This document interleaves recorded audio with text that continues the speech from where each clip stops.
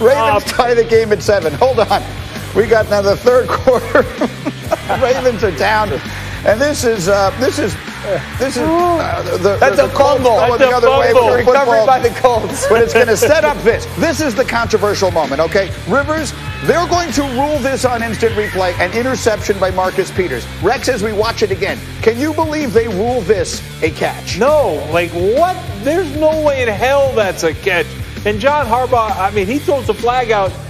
Is he on the rules committee? There's no way in hell that's an interception. They wind up ruling it an interception, and it leads to this. It completely changes the entire game. Edwards winds up taking it in. Ravens go up by a score of 14-10 right there and never look back. Late in the third, same score. Ravens on a 4th down. It's a nice play. I love the play call. The defensive end crashes down. You give it to him, gain the edge for Dobbins. And then fourth quarter, Lamar, why not just take it yourself? Look at Mark Andrews, though. Like, look at him finishing that block 6-7 yards into the end zone. No one's going to catch Lamar in the perimeter. 2 great drives by this offense. And so in the end, it is the Ravens that wind up winning it 24-10. And they, look, I'm not going to sit here and say they would have otherwise lost the game but for that call. But it did really change the momentum just super quickly of that. And it does leave us all sitting here wondering, well, what exactly does a catch look like if that's a catch? You thought it was a bad challenge in the first place. When he threw the challenge, I'm on a group text, and I was like, that was a stupid challenge by Harbaugh because there's no way you're going to. I've been around football for 30 years. You've probably been around it for 90.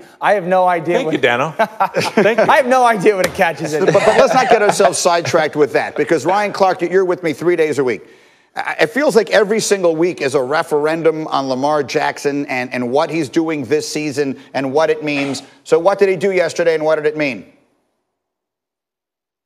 You know what? They won the game how I think they're going to have to win games. They're going to have to win games by turning the football over defensively and running the football. In the first half, they really couldn't get the run going. They weren't out being more physical than the Indianapolis Colts up front, and they struggled. They couldn't move the ball. They obviously couldn't create plays in the passing game, but then you saw in the second half they were able to run the ball, so the play-action game got going a little bit. We even saw Lamar Jackson with the quarterback keep for the touchdown. It's actually starting to not be about how Lamar Jackson in the run game goes, but how well the running backs play, because off of that, that's where you get the play action. Off of that, that's where you get Lamar Jackson out of the pocket. But this game started with defense. It started with a punch out by Marcus Peters. It started with what I think is an interception by Marcus Peters, and that's what got this game going. That's how the Baltimore Ravens won, and I think we're going to have to stop expecting them to win outside the numbers and become this potent passing offense and let Lamar Jackson do what he does best, let this offensive line do what they do best, even missing some starters,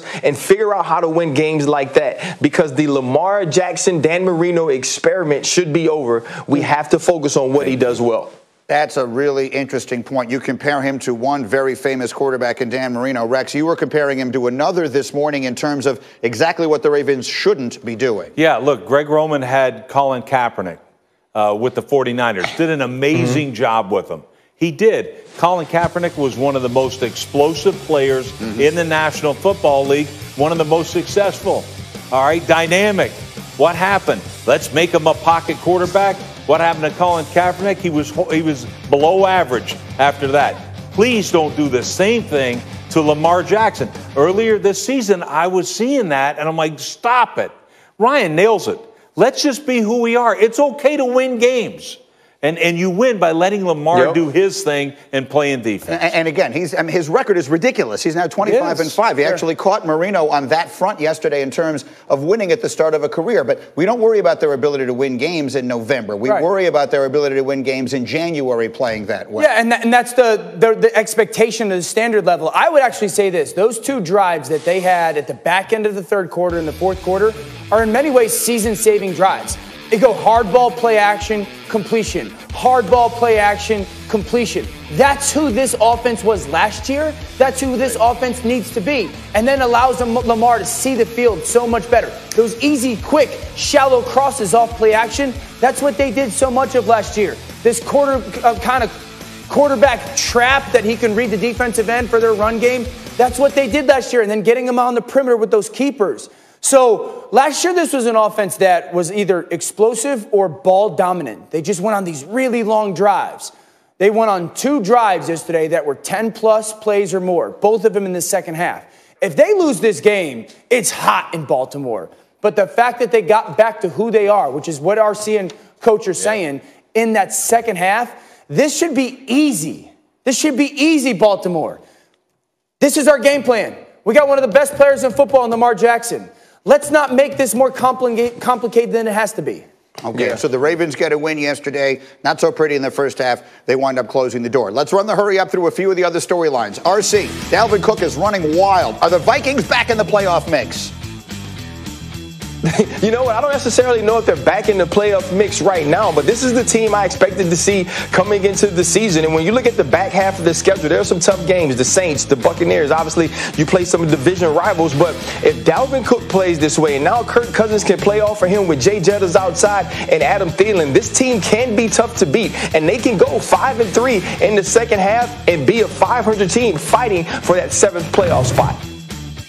Dalvin Cook might be an MVP, but unfortunately, Patrick Mahomes is still playing in this league.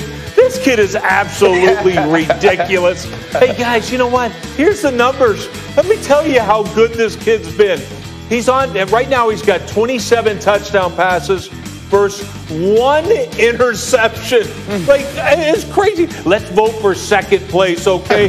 This is the league MVP. Dan, how about Josh Allen? Well, the haters have to shut up this morning because Josh Allen reinserted himself back into the MVP race. He stared down Russell Wilson and his Super Bowl contending football team in the Seahawks and said, "This is my house, and I'm going to be the best player on the field." And he was yesterday. He was absolutely spectacular, both with his feet and throwing the football. And he now, after some early entry this season, is back in the MVP race as well. You know who's not? Anyone who plays on the Bears offense. The opposite end of the spectrum. The Bears lost their 3rd straight, managing just 3 points in their first 55 minutes against the Titans. 3 weeks ago, Chicago was in line for the top seed in the NFC. If the playoffs started today, they wouldn't even be in. The reason we just showed you all those Tennessee highlights there is because when the game was a game, that was the only team doing anything offensively yesterday. A lot of the numbers that you will see, if you look at the numbers that Nick Foles put up in this game, were completely hollow. They came when this game was completely decided. And I know, Rex, you have been pounding the table about that since they made this move. Yeah, I mean, you're right, Greeny. This Blake Bortles all over again. He can't win a game, but, I mean, Nick Foles, we said this. Look, he is a phenomenal backup quarterback. But I got news for you. He's not a starting quarterback. And how many times have we got to say it right here? And look, they can't run the football. They can't throw it. He can't move.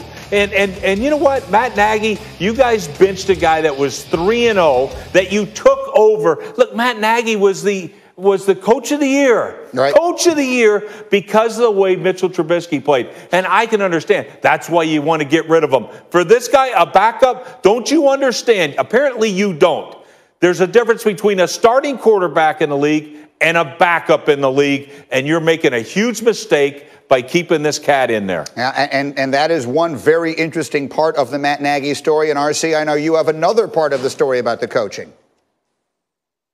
Yeah, you know, Greeny, yesterday when I was watching the game, I kept scrolling on my phone and I kept going to Shefty because I wanted to see had the Bears facility been shut down for the week, because that happens in 2020. And I figured they had to have Zoom walkthroughs the entire week in order to play this way. Listen, this team is totally inept. And you think about Matt Nagy and what he had in Mitchell Trubisky. He didn't want to change the offense for him. He didn't want to make sure he could succeed. So he says, you know what, I'm going to get my guy. I'm going to get Nick Foles. And now I can do the things that I need to do and want to do with him.